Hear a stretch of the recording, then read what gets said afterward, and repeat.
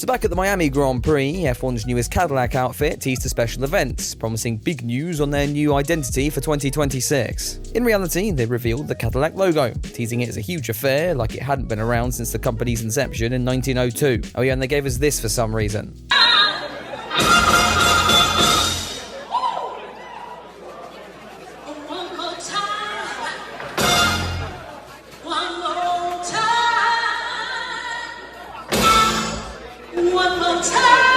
In case my point wasn't blunt enough already, this was a massive disappointment, as really we were all expecting the announcement of at least one of the team's drivers for their initial campaign, rumours heightened by the fact a wild Sergio Perez had just appeared. And since then, really we've had no news, until August 20th, 2025, when F1 released a random Vallteri Bottas simp post for some reason. A random post about a guy who doesn't even drive in Formula 1 anymore. Damn, maybe I'm pushing the boat out a bit here, but maybe he's signed a contract or something. Oh, and if you wanted to know what me and a boat looks like, big thanks to the Discord for already making that a reality. This is a huge step for Cadillac though, and a huge relief for Bottas, who has seemingly been manifesting a move to the Americans for ages. I mean, just imagine how bad this would have looked if the team had gone with somebody else. Hey Vallteri? Yeah. That's a Cadillac. That's a nice seat. Oh wow, that's actually a nice seat. It's a great seat. I wouldn't mind. And there's 2 seats. And they're both free. Oh yeah. So what does this mean then? Well, most importantly, it means another one of my 2026 driver predictions has come true. Go check that video out, by the way. And if you think anything is more important than that, well, clearly you haven't been watching this channel for long enough. My self-gratification aside then, let's delve a little bit deeper and find out why Bottas is such a good option for Cadillac in 2026. First things first, we're looking at one solid driver here. Granted, Bottas is perhaps remembered more for treating Hungary 2021 like his own personal bowling alley, somehow then having 99 awareness in the F1 video games, and then having this interesting reasoning for winning the Australian Grand Prix in 2019. I had some porridge. Porridge! Just in case you wondered where the Porridge Man nickname ever came from. But this is still a driver who's been racing in Formula 1 since 2013, amassing 247 Grand Prix in that time, 10 wins, 67 podiums, and 1,797 points, just 3 shy of the number of men shagged by your mum. The Finn also spent the peak of his career at Mercedes, back at a time where, they were actually good. That experience alone was why he found himself at Sauber following his culling from the Silver Arrows, so I know apparently he made that decision to leave on his own because yeah, that sure sounds believable, doesn't it? Granted, on the bright side, he did just miss out on the Zero Pod concept and thus still boasts an operational spinal cord today. His time at Sauber was interesting to say the least. They actually had a fairly competitive car for the first half of 2022, and that was rather flipped on its head from the British Grand Prix onwards, from teammate Zhou Guan Yu's standpoint, quite literally. Appearances in the top 10 became less and less frequent throughout 2023, title sponsor Alfa Romeo running away at the end of that year and being replaced by this Chernobyl disaster in 2024.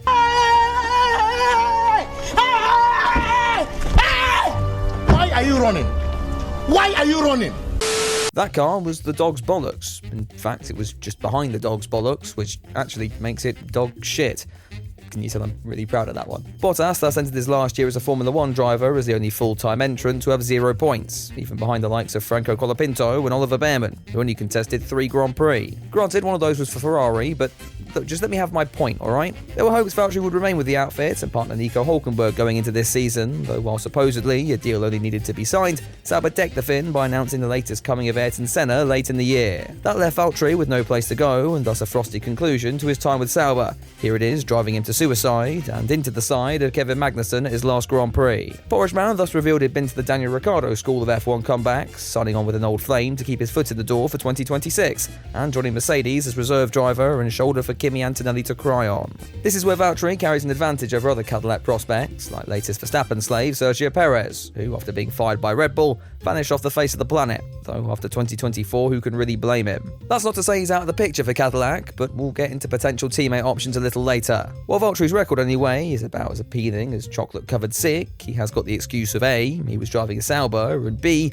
he was driving a Sauber. He's also updated his resume with more behind-the-scenes access at Mercedes, no doubt playing a role in their development path for 2026, and taking on other responsibilities like being a dinner lady if this footage is anything to go by. Can we call them dinner ladies, by the way? I'm just not sure if that sounds a bit too sexist or not. That said, dinner people or dinner things doesn't sound much better. Gender fluid food people. Sorry, I'm getting distracted. That insight is invaluable for a team like Cadillac, who despite having some experienced hands back at the factory, are overall wet behind the ears and without proper preparation, could find themselves massively out of their depth by the time the first race of 2026 rolls around. Bottas has seen how an F1 team operates, and even better than that, an F1 team that's actually been successful.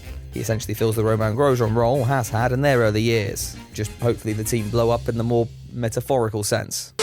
So long story short, which is pointless because you just listened to the long story anyway, this is fantastic news for Cadillac. Now Bottas has the remainder of 2025 to get embedded with the team, learn their processes, and guide what's left of car development in his direction. Attention thus turns to the other side of the garage because us F1 fans are ungrateful pigs that want breaking news now. Well, apart from Lando Norris stats. They're just worse. My head still looks the way of Perez in this scenario. Granted, he filled the same role Bottas does as an experienced hand from a previously competitive outfit, but a cocktail of Mercedes and Red Bull energy could well be a massive advantage heading into the team's first season in Formula 1. Checo stock has also risen a bit, given it's now been practically confirmed that Red Bull can't build a car and Max Verstappen is just weird. Other names floating around? Well, I guess Mick Schumacher is still a possibility. His experience is more in line with what different types of crash barrier taste like, but it could still be invaluable nonetheless. He also carries the weight of the Schumacher name, which could do wonders for marketability, just in case the influx of Bottas TikToks aren't already enough. Daniel Ricciardo is out of the picture and just ripped his collarbone off anyway. Guan Yu Slow is literally managed by team boss Graham Loudon, so he's only really being spoken to out of courtesy. And then if you want to go with an American, your best option is now probably F2's Jack Crawford, a Red Bull Academy reject and now reserve driver for the Aston Martin Formula 1 team. In fairness, Jack is possibly the best American option on the junior ladder right now. However, he is only coming good in his third season of Formula 2, so that kind of tells you all you need to know, doesn't it? Cadillac's previous line about wanting an American driver in the team also seems to have cooled off in the last few months, probably because they've just realised how big Colton Herta's crash damage bill would be. If they really want an American prospect, I'd be waiting a few years for current McLaren junior Ugo Chukwu to come of age, and then snap him up once the fledgling outfit have land under their feet. Personally, I kind of hope that doesn't happen, just due to the amount of times I'm going to struggle to say the lad's name. Let me know who you want to see alongside Bottas in that second seat, and if you've enjoyed this video, why not leave a like and subscribe? We're trying to reach 200k by the end of the year, and if you're listening to this bit, you probably like what I do anyway. Big thanks to the members and patrons who got to see this one early and get some exclusive content over there as well. All links for that are down in the description below, but that's all from me for today, so I'll see you very soon with another video, but until then, have a good one.